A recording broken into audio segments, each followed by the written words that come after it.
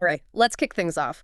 When you picture Lego, what's the first thing that pops into your head? Oh, bricks, right. Those colorful bricks. Exactly. Bricks, maybe a big castle, a spaceship, something like that. Yeah. Well, get ready for this one. Lego actually makes more wheels every year than basically any tire company out there. Wow. Yeah. Really? More than like Michelin or Goodyear? In sheer numbers, yeah. A Oh, toy company outproducing the big auto tire guy and just the quantity of wheels. It's kind of wild. Yeah. that's quite the twist, isn't it? You just automatically think Lego, you think Yeah. building structures. Right. Stacking things. Yeah. And the idea that they've sort of quietly become this huge wheel manufacturer, Mm-hmm. it's almost like finding out Clark Kent's secret identity or something. Totally. And, well, that's the rabbit hole we're diving into today. Okay. Our mission, basically, is to figure out how this small wooden toy company, started by Ole Kirk Christensen in Denmark way back in 1932, Bill and yeah. how did that turn into the undisputed king of toy wheels? And we've got a source for this, right? An article. Yeah, exactly. It's from January 19th, 2025. It's called How Lego Became the Largest Wheel Manufacturer in the World, How to Build It. Sounds like just what we need. Should lay out that whole transformation pretty thorough here. Hopefully. So let's set the scene. Lego starts with wooden toys. You can almost feel the wood, the craftsmanship. Mm-hmm. For nearly 20 years, that was their thing. Wood. The shift to plastic, that was in the 50s. That was a big A deal. huge turning point. But maybe the most crucial moment, that came in 1958. 58, the patent, right, for the interlocking brick. Exactly, the design patent. Suddenly, your Lego creations weren't just stacked. They had structure. They held together. Which is huge. It changes everything. Allows for way more complex stuff. Precisely. And that patent, it really laid the groundwork for more ambitious models. And, as the sets got more varied, they needed more specialized bits. Like wheels. Like wheels, yeah. Mm. This is where the wheel story really starts rolling, so to speak. Nice one. So those early wheels, they were pretty simple, weren't they? Just basic rubber tires, plastic rims. Simple, yeah, but totally essential. I bet the article points out how critical they were for making the vehicle sets popular. Oh, absolutely. Suddenly your Lego car could actually move. That adds a whole new layer to playing. That's a really important point.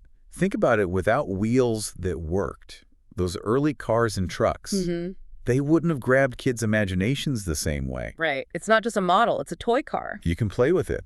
And putting that focus on mobility early on, well, it probably set them up for dominating the wheel game later. Okay, so fast forward a bit. The 60s, the 70s, Lego's really hitting its stride now. They're making these apparently really durable, high-quality wheels for all sorts of vehicles. Cars, trucks, trains, even planes. Sounds like they got the manufacturing down pretty early. They really did. And you have to remember, Lego was expanding globally then.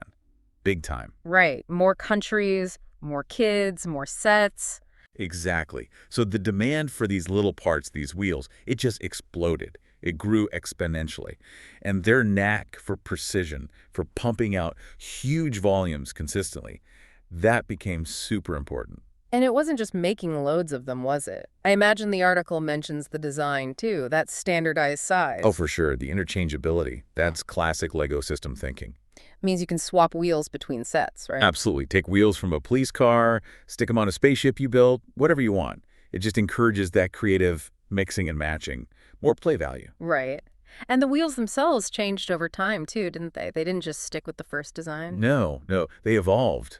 You started seeing different sizes, different shapes, wheels with steering functions built into the Technic sets, wheels with different treads for, off-road stuff. That makes sense. Keep things fresh, meet new needs. Yeah, continuous innovation. It's kind of Lego's whole deal, isn't it? They didn't just rest on their laurels with the bricks, and they didn't with the wheels either. Always refining, expanding the options. So, okay, by the 90s, Lego's already this massive force in toys because of the bricks. Billions and billions of bricks. The juggernaut. But it sounds like the wheel production was also hitting this almost industrial scale by then. Well, yeah. The article probably mentions that by this time, their annual wheel production, the sheer number, was actually higher than some automotive companies. Wait, seriously? Like car companies? Some of them, yeah. In terms of the number of individual wheels produced, it's a staggering statistic. Makes you completely rethink what a wheel manufacturer even is. That is genuinely mind-bending. So what drove that? How did they dominate so much? Well, the article likely points to a few key things. Their obsession with quality control, for one. Yeah, Lego quality is pretty legendary. Right. And efficiency in how they make things. Their factories are apparently state-of-the-art, plus always adopting new technology in their manufacturing. So it wasn't just luck or volume. It was about making them well and making them efficiently. Precisely. That quality focus means, a Lego wheel from the 80s probably still clicks perfectly onto an axle made today. That's amazing consistency. It is, and it's a huge part of why people trust the brand. The article might even talk about the tiny tolerances they work with in the injection molding to get that perfect fit every time. And they're still innovating, right? Even with wheels. The article probably touches on, like, sustainability, Yeah, that seems to be a big focus for Lego across the board now. environmental goals and all that. Exactly. So making wheel production greener, they're looking into plant-based plastics for some parts. Maybe wheels are included or will be. Investing in eco-friendly manufacturing. It's part of their bigger push to, cut their carbon footprint. It's interesting how even a small plastic wheel ties into those huge global issues. It really is. Everything's connected. And these wheels, they work for everyone, don't they? From the big chunky Duplo ones for toddlers, Right. all the way up to the super complex Technic models that adults build, with intricate gears and suspension. That range, that versatility, is key to why Lego lasts. A simple little car with 4 basic wheels. Just as fun for a little kid as, like you said, a complex Technic truck is for an older builder. But the wheel itself, that core component, is still reliably Lego. Exactly. Consistent quality, consistent compatibility. So when you really look at it, these little plastic circles, they're way more important to Lego's success than you'd probably guess at first glance. Oh, absolutely critical. They're essential for making countless sets work, especially vehicles, which are always huge sellers. Yeah, kids love things that move. Always have, always will. But beyond just function, the wheels kind of represent Lego's whole philosophy, don't they? Quality, precision, enabling creativity. And the sheer number of different wheel types now, it really does let you build almost anything you can think of. Totally. That variety, combined with that insane production volume we talked about, Yeah. that's what cements their place as the world's biggest wheel maker. It's a testament to their manufacturing power, their engineering. And let's be honest, clicking those wheels onto the axles. Yeah. It's just a satisfying part of the build, isn't it? It is one of those small moments. They let things move. They make the play happen. It adds to that feeling of accomplishment when you finish building something. So yeah, wrapping it up, it's a pretty amazing journey. Wooden toys. Humble beginnings. Through that crucial brick patent, focusing relentlessly on quality, on innovation, and somehow, almost accidentally it feels like, becoming the planet's biggest producer of wheels. Who knew? It's a fantastic story of evolution, really. Adapting, scaling up.